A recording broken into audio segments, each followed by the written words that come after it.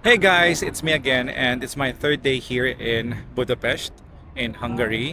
It's already 12 noon, so tanghali na akong nakalabas ng hotel. Nakalis ata kami ng Szentendre mga 5:30 na or 6 o'clock. Pero may daylight pa naman. Ang same route din naman, we took the train pabalik ng Budapest.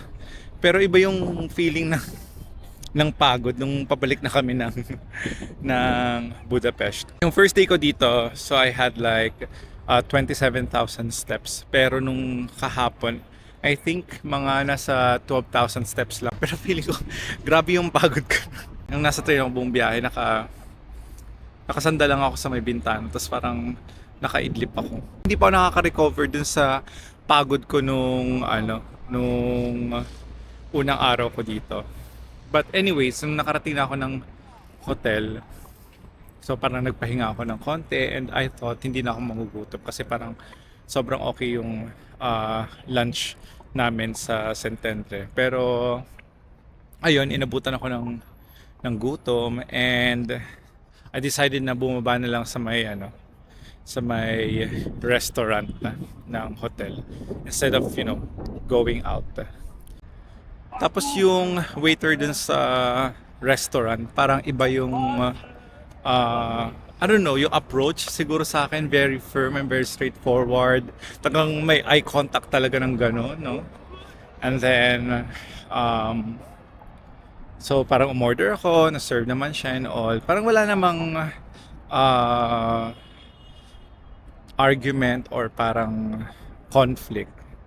Pero feeling ko lang iba lang yung approach niya sa akin kumpara dun sa mga other guests dun sa restaurant. So parang nung nakita ko parang nag-smile siya, ganyan. He asked questions. But para sa akin parang okay, very transactional. Yun lang naman yung na-feel ko. Pero other than that, okay naman, nabusog naman ako. Today, very light lang naman yung itinerary ko. So it's more of mga tourist spots here in Budapest. And currently, nandito ako sa Hero Square. Ayan, isa sa mga monuments dito sa Budapest. Ayan, papakita ko lang siya sa inyo. Ayan, so may mga pillars dito, may gilid, and then may monument dito sa gitna. I'm not informed or I'm not familiar why it's called Hero Square, but from what I know and from what was shared with me by Mate, 2 days ago, merong demonstration, mass protest dito. Kasi malaki yung area. There was a mass protest here sa Hero Square 2 days ago, and from what I read, it's about people voicing out their concerns or their complaints about the government using funds for its propaganda. So parang ginagamit daw yung government funds for ads sa social media and also on YouTube. So they're trying to point out na bakit ginagamit yung pondo and dapat sa ibang paraan siya ginagamit like healthcare. It's interesting to know na alam mo yun, iba't ibang bansa may mga kanya-kanyang alam mo yun, paraan to voice out the issues, diba?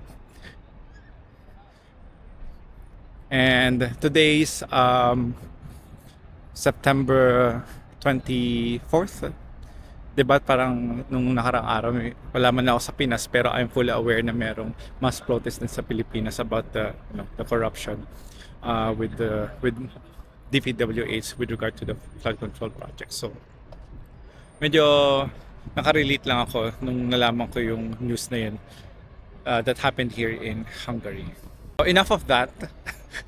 Enough of that chika about politics. But anyways, explore ko lang yung area and just to let you know, so meron dalawang museums dito sa gilid niya. So this is I believe this is the Museum of Fine Arts. Yeah. And then this is the Hero Square and another museum there. I believe it's an art museum as well. Since dalawa lang naman sila magkalapit dito, pareho ko na silang pupuntahan. So guys, parang merong memorial dito recently. Ngayon lapitan natin yung mga statues.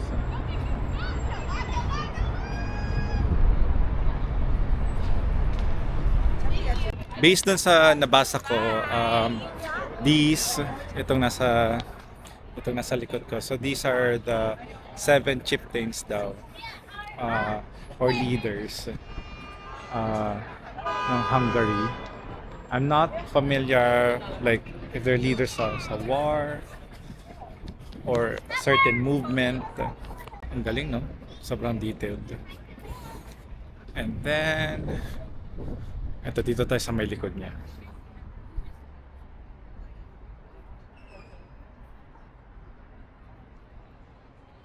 Tapos nandito tayo sa may likod ng monument. Tapos yung dalawang parang columns and pillars. Ito yung isa. Tapos merong chariot dun sa both.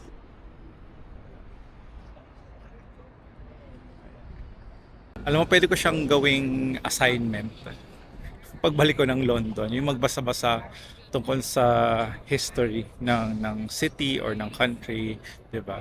Kasi yun naman yung mga dahilan kung bakit merong mga monuments na kagaya ng ganito, 'di ba? Kasi merong history behind it.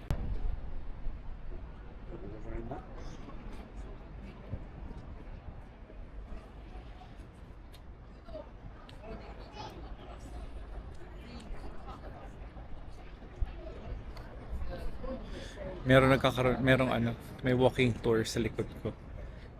Sama kaya ako kasi minsan talaga or usually pag bago ako sa isang country, sumasama ako sa mga walking tour na mga ganyan. Tapos at a certain price, of course. Ito medyo malaki yung grupo nila. Kasi mas maganda pag may mga walking tour kasi 'di ba, bibigyan ka ng history, 'di ba? May aspect of education in a way, 'di ba? Kasi magkukwento yung tour guide about the history. And ito naman yung sa kabila.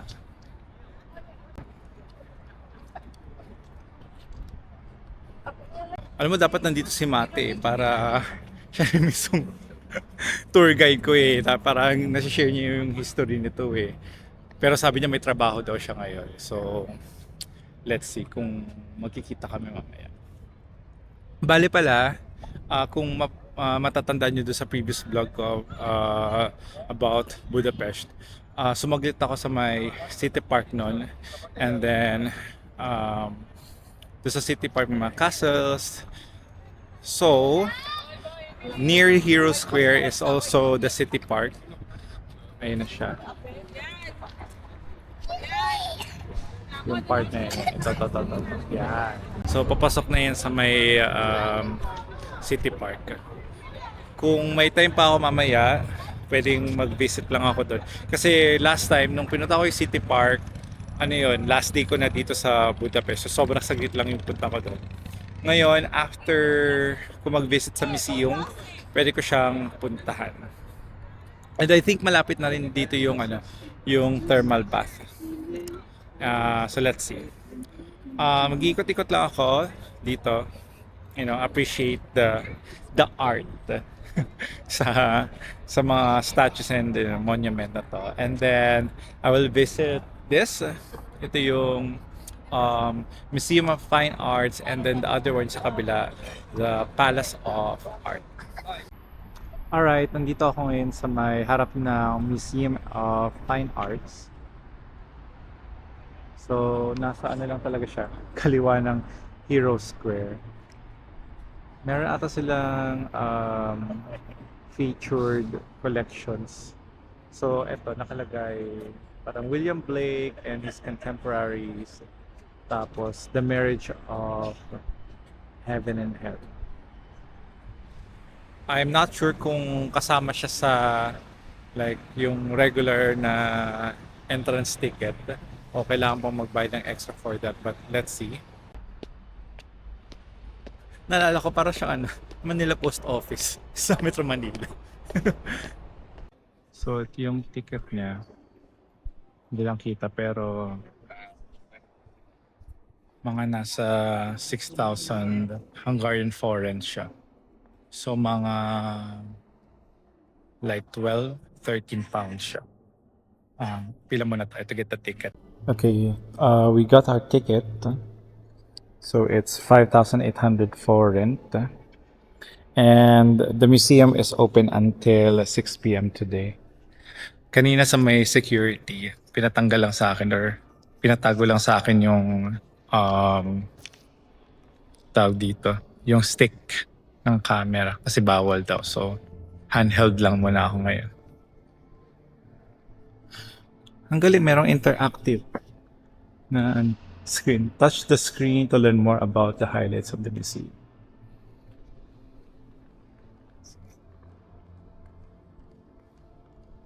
Ayaw. Ayun. English. Ang galing, parang nasa Science Museum ko. Ang galing, very vast yung vast talaga. Lawak ng space ng museum. Ito yung hindi ko nagawa nung una kong punta dito yung mag-visit ng museum kasi nga sobrang limited lang yung time ko. But now, since hindi ko na masyadong babalikan yung napuntahan ko before, so may time na ako mag-museum. Yung interior.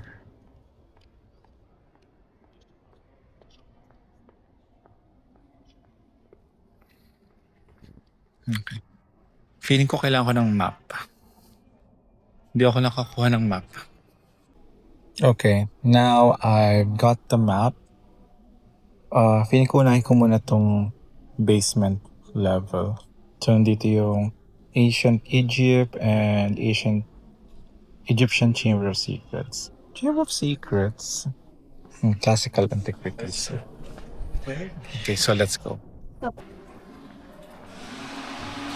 Hi. Taray, automatic. Classical antiquities.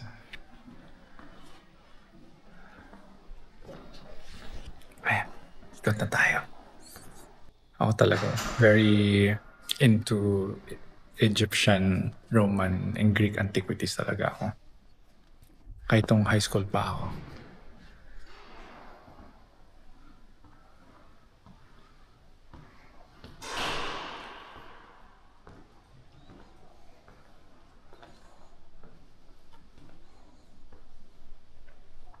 Nalala ko talaga yung movie na The Mummy, tsaka The Mummy Returns.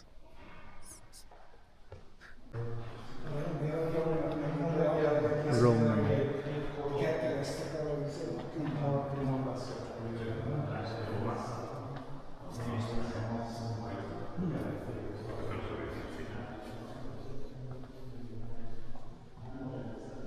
About the afterlife. Akala ko bulong. Porque tahimik ka lang bumulong.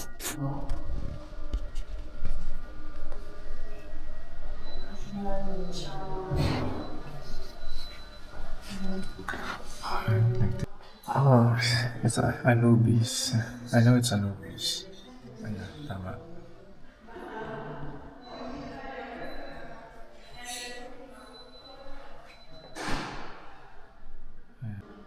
Okay, so it's sarcophagus with the real mummy inside. Nakakaloka, may mummy talaga.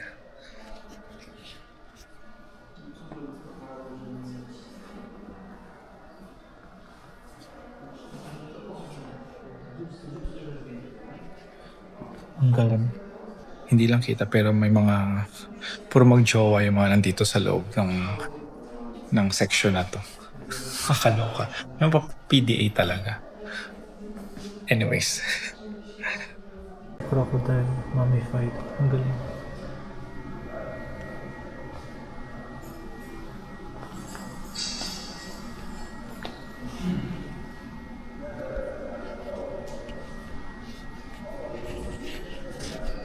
Dati nakakita na ako ng mga mummy sa museum sa London. Pero first time makakita ng mummified na crocodile. Siguro ano to, corrupt to, congressman to dati. Charis. Magkano kinarakot mo? Okay, now papunta naman ako sa first floor for the European sculpture and European art.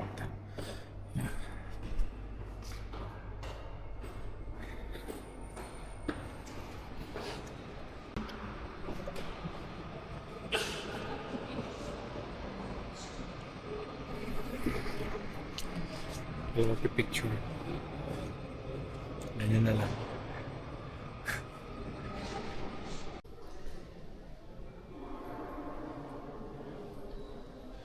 Dito mga artwork naman. Alam mo, nung umpisa nag-isip-isip ako kung mabalik ba ako dito sa Budapest kasi nga nakapunta na ako ng May. Pero come to think of it, kasi nga sobrang bitin yung yung punta ko dito, and may mga lugar na hindi ko pa napuntahan, which first time ko makita kanina, and kahapon as well, including St. Andre. So I'm thinking worth it naman yung visit. Actually, ano lang ako ngayon, naka-rest day lang. So off lang talaga to. Last week kasi, so dire-diretso yung shift ko. Merong regular shifts, tsaka kumuha rin ako ng mga extra shifts. So dire-diretso yung 7 days yung work ko. Kasi pinag-compress ko yung mga working days ko para dire-diretso yung off ko. So marami akong off ngayon. And I thought of, pumunta na lang dito kasi hindi naman kakainin yung leave ko. O, diba? Benefit as a healthcare worker sa NHS UK.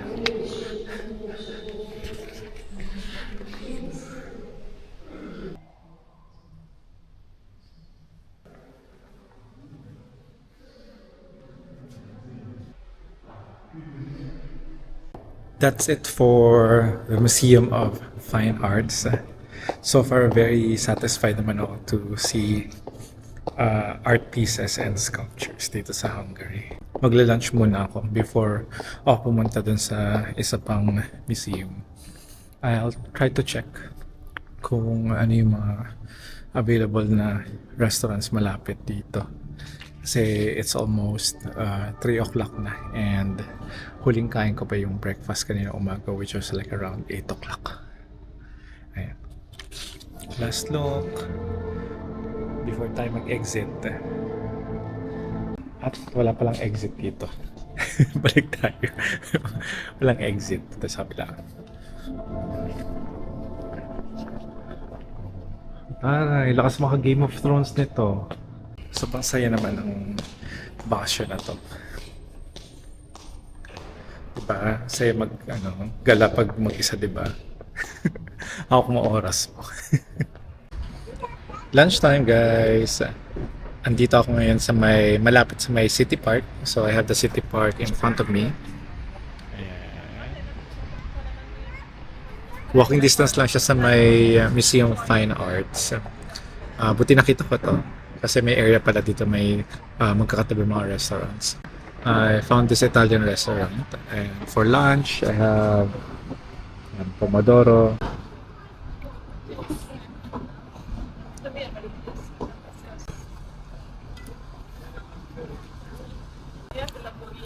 That's so good. And my beer.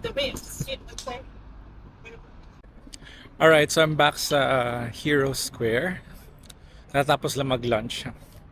And satisfied naman doon sa kinain ko. Yung pasta is really good. Perfect siya. Hindi ganun karami yung serving niya. Hindi siya yung tipong busog na mabubulot ka talaga. But ano siya, Masarap siya. And enough lang siya for lunchtime. And then, yung beer, hindi ko na naubos kasi parang 3/4 na, parang nararamdaman ko na may tinatamaan na ako. So parang, ay, stop na. Kasi may pupuntahan pa akong isa. So I'm here sa Hero Square and then itong nasa likod ko, that's the Museum of Fine Arts. And ito sa harap ko, that's the Palace of Art. Ito yung um, next and last itinerary natin for today. I think mas mura lang yung ticket papasok. And it's open until 6. So meron pa akong 2.5 hours uh, to explore, di ba?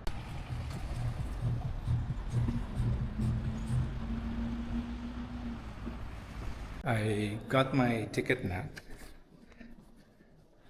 And sabi kanina meron daw for exhibitions dito sa may Palace of Art. So one is human anatomy, next is textile, and then paintings. And then nakalimutan ko na yung isa, modern art ata. So ang pinili ko syempre yung human anatomy. Since inclined tayo sa healthcare, di ba? Ayan na nga, pati anatomy ng hayop kasama. Don't touch.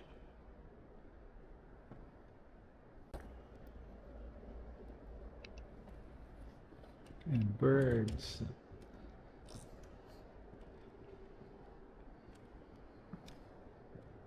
Tiyaga naman nilang buuin itong mga to. Grabe. Naalala ko tuloy nung college ako.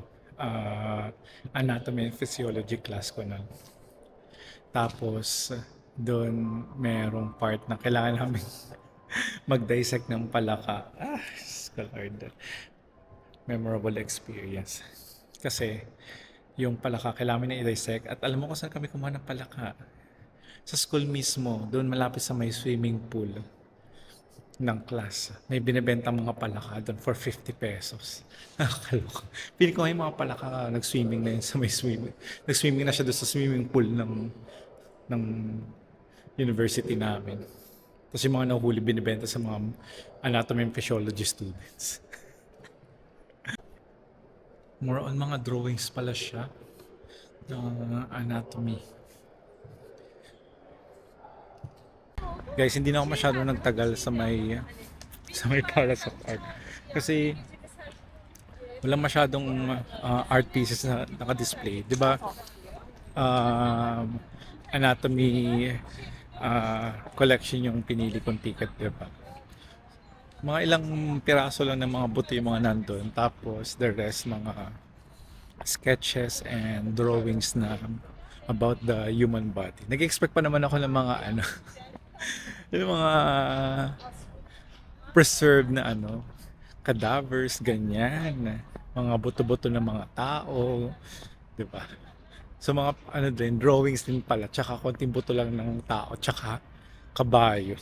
And then the rest, mga modern art na, pero wala akong access doon. So I decided to leave na lang and then eto, naglalakad ako ngayon papunta sa may City Park.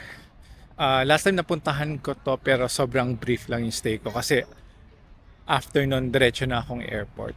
Nandito ako sa may labas ng City Park and then I forgot the name nung castle na to but ito siya. Lakas maka Game of Thrones, di ba? Yeah.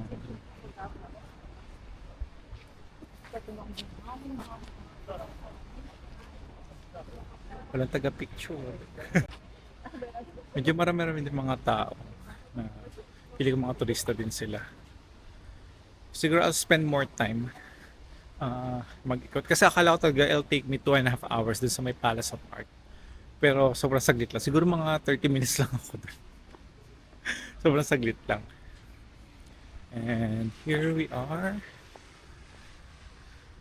Ayan. May chapel pala dito sa loob. Pasok lang tayo and say a little prayer.